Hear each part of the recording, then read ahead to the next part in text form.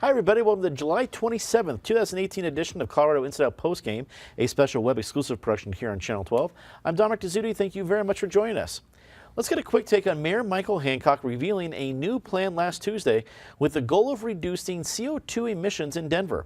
The Climate Action Plan aims to reduce greenhouse gas emissions by 80% by the year 2050. The plan also aims to have Denver use 100% renewable energy for electricity by the year 2030. Patty Cahoon from Westward, 2030 seems right around the corner. 100% renewable energy.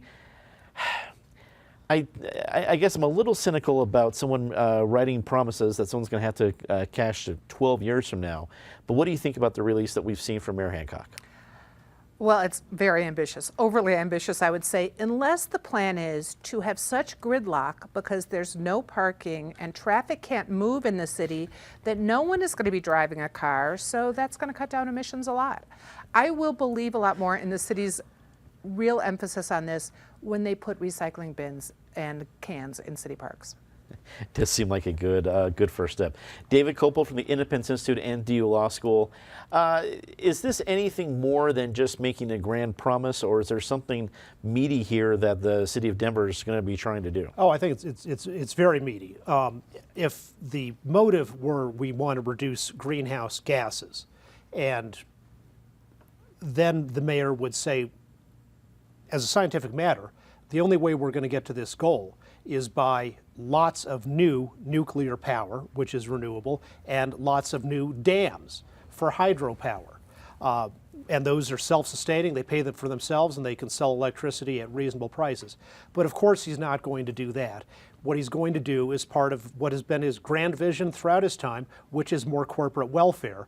And we're going to force people to use wind and solar, which can't pay for themselves, and never will as long as they're on the welfare gravy train. They'll never be forced to improve their efficiency enough to actually be competitive.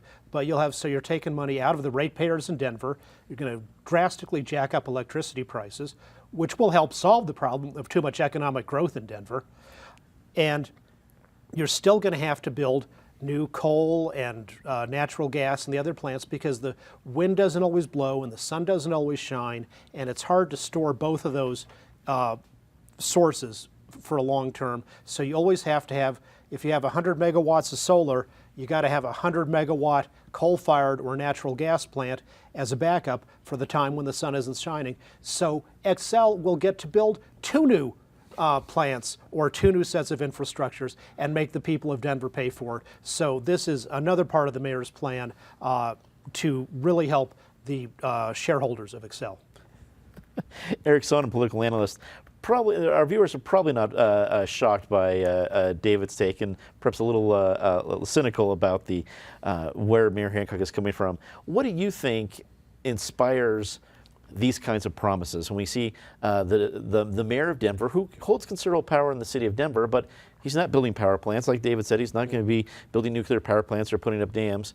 So what inspires these kinds of goals? What's the political reason behind it, I guess? Well, let's think about that. We're sitting here at the end of July 2018.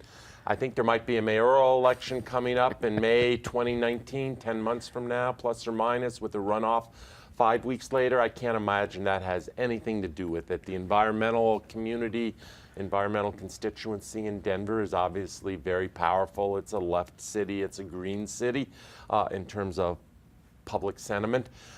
So he's checking that box, shall we say.